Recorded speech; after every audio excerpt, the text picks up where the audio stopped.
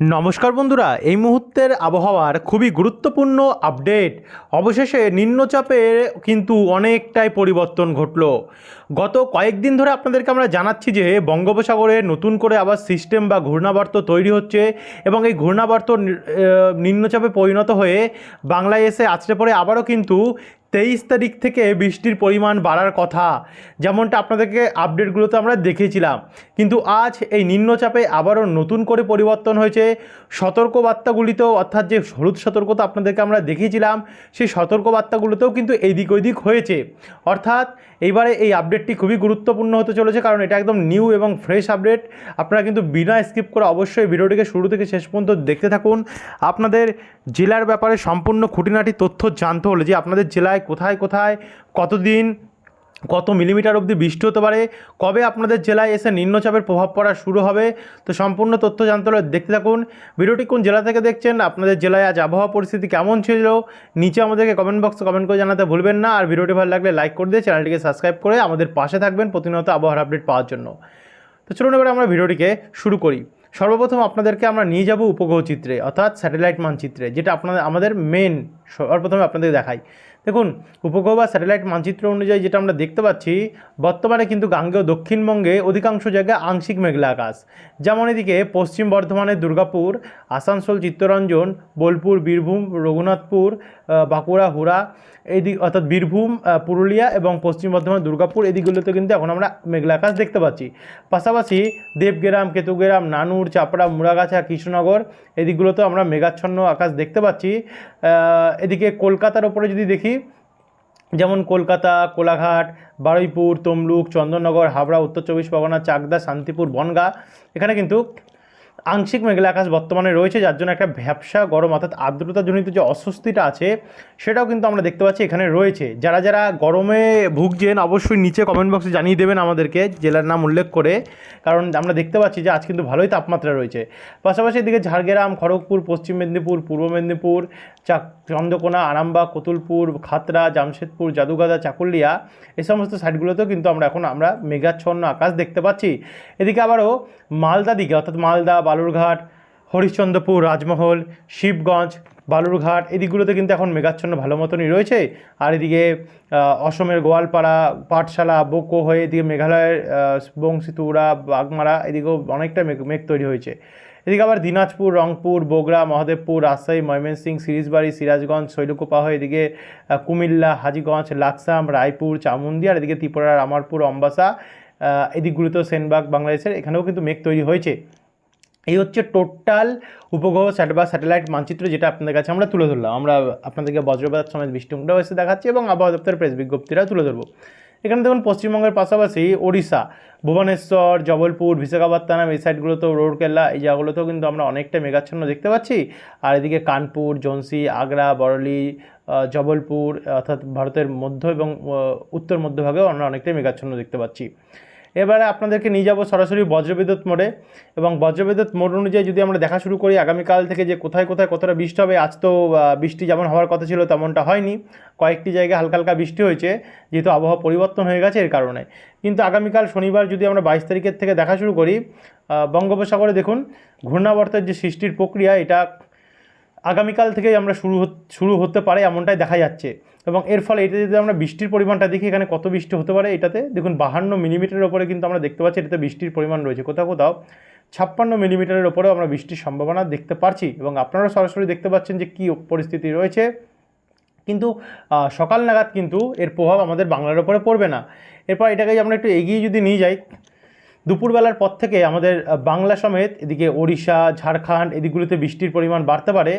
যেমন কলকাতার ওপরে, কলকাতা দক্ষিণ ভাগ, কলকাতার উত্তর ভাগ, ব্যারাকপুর, চন্দননগর অর্থাৎ হুগলি হয়ে উত্তর চব্বিশ পরগনা, কাঁচরাপাড়া, নাগরখাড়া, হাবড়া, ভাদুরিয়া, এখানে পানিহাটি, বারাসাত, সঙ্গে নিউটাউন, ডানকুনি, বালি অর্থাৎ হাওড়ার দিকটাতে, গঙ্গাধরপুর, সিঙ্গুর, মহেশতলা, বজবজ, বাগনান, আমতা, এদিকে বৃষ্টির সম্ভাবনা রয়েছে।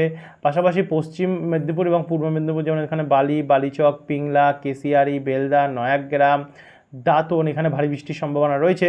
এদিকে আবার চাকুলিয়ার দিকেও মাঝারি থেকে ভারী বৃষ্টি হতে পারে। পাশাপাশি ঝাড়গ্রাম, বিনপুর, শিলদা, শালবনী, কেশপুর, বাঘেরগোড়া গোপীবল্লভপুরে হালকা মাঝারি বৃষ্টির সম্ভাবনা রয়েছে। এদিকে আবারও পশ্চিম বর্ধমানের দুর্গাপুর, গোসকারা, এদিকে বীরভূমের সিউড়ি, আসানসোল, চিত্তরঞ্জন, বোলপুর এখানে হালকা হালকা ঝিরিঝিরি বৃষ্টি হতে পারে। আর এদিকে রামপুরহাট, খড়গ্রাম, মাল্লারপুর, নলহাটিতে ভারী থেকে অতি ভারী বৃষ্টি হতে পারে। এদিকে মুর্শিদাবাদ, বহরমপুর, বেলডাঙ্গা, হরিহরপুরেও কিন্তু হালকা থেকে মাঝারি মানের বৃষ্টির সম্ভাবনা আমরা দেখতে পাচ্ছি। এদিকে বাঁকুড়ার দিকটাতে খাতড়া, বলরামপুর, মিউরি এখানে হালকা মাঝারি মানের বৃষ্টি রয়েছে। আর নদীয়া থেকে ঝিরিঝিরি বৃষ্টি রয়েছে। উপকূলে সুন্দরবন, দীঘা, কন্টাই, মন্দারমণিতে মাঝারি মানের বৃষ্টি হতে পারে। আর উত্তরবঙ্গে শিলিগুড়ি, কোচবিহার, আলিপুরদুয়ার, উত্তর দক্ষিণ দিনাজপুর, মালদা এদিকগুলোতে ঝিরিঝিরি বৃষ্টির সম্ভাবনা রয়েছে এবং সিকিমেও তাই। আর ঢাকার দিকে তেমন একটা প্রভাব নেই। রাজশাহী, মেহেরপুরের দিকে হালকা বৃষ্টি হতে পারে বাংলাদেশের। আর ভারী থেকে অতি ভারী বৃষ্টি কিন্তু উড়িষ্যার ওপরে রয়েছে। উড়িষ্যার বালাসোর, ভুবনেশ্বর, কামাখ্যানগর, ব্রহ্মপুর অর্থাৎ এই নিম্নচাপের প্রথম প্রভাব কিন্তু উড়িষ্যাতে ব্যাপকভাবে দেবে এবং ঝাড়খণ্ডেও এর প্রভাব অনেকটাই রয়েছে। কিন্তু এখান থেকে যদি আমরা একটু এগিয়ে যাই, সন্ধ্যাবেলা নাগাদ যাই, তো সন্ধ্যাবেলা দক্ষিণবঙ্গে বৃষ্টি কমে যাবে গিয়ে এবং উত্তরবঙ্গে বৃষ্টি কমে যাবে, কিন্তু ঝাড়খণ্ড এবং ওড়িশার দিকে কিন্তু অনেকটা প্রভাব থাকবে।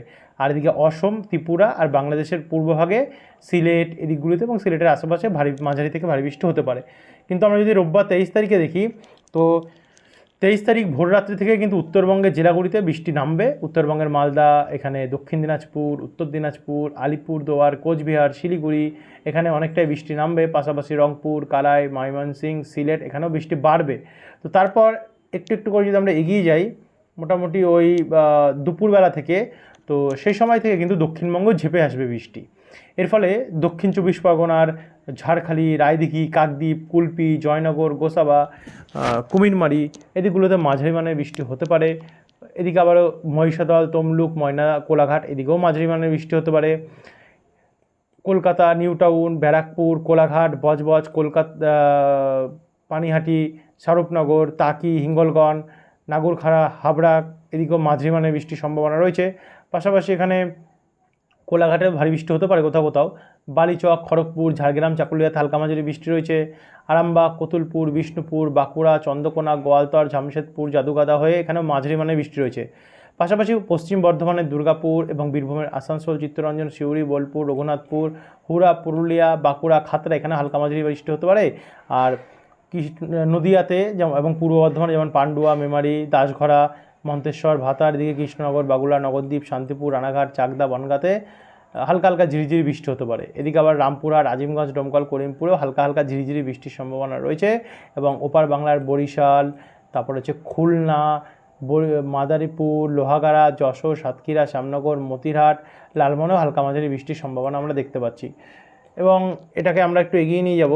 এগিয়ে নিয়ে গেলে রাত্রেবেলার দিকে যদি নিয়ে যাই, তো সন্ধ্যে থেকে রাত্রেবেলা কিন্তু দক্ষিণবঙ্গে ব্যাপক হারে বৃষ্টি রয়েছে। আবহাওয়া দপ্তর তাদের সতর্কতায় কিন্তু চেঞ্জেস আনবে, কারণ আমরা দেখতে পাচ্ছি বৃষ্টিও বাড়ছে। এদিকে কলকাতা, পানিহাটি, ব্যারাকপুর, নিউ টাউন, চন্দননগর এখানে ভারী বৃষ্টির সম্ভাবনা কোথাও কোথাও রয়েছে। আর এদিকে তমলুক, বালিচক, খড়গপুর, বেলদা, জয়নগর, বারুইপুর, বিষ্ণুপুর, কেয়াতলা, ডায়মন্ড হারবার, ময়না, হিঙ্গলগঞ্জ এখানেও ভারী বৃষ্টির সম্ভাবনা কোথাও কোথাও রয়েছে। নদিয়াতেও মাঝারি থেকে ভারী বৃষ্টি রয়েছে। পাশাপাশি পূর্ব বর্ধমানে তো রয়েছে এবং পশ্চিম বর্ধমানে হালকা থেকে মাঝারি বৃষ্টি রয়েছে। একই সঙ্গে বীরভূমেও চিত্তরঞ্জন, আসানসোল, দুর্গাপুর, গোসকারা, বোলপুর, সিউড়ি, সোনামুখী, বাঁকুড়া, হুড়া, পুরুলিয়া হয়ে বিষ্ণুপুর, খাতড়া, বলরামপুর, চাকুলিয়া, ঝাড়গ্রাম এই দিকগুলোতে অনেকটাই প্রভাব রয়েছে। এবং ওপারে বাংলাদেশেও কিন্তু মাঝারি মানের বৃষ্টি আমরা দেখতে পাচ্ছি। এবং এরপর আমরা নিয়ে যাবো আপনাদেরকে 24 তারিখে। 24 তারিখে কিন্তু আবহাওয়া দপ্তর হলুদ সতর্কতা জারি করেছে।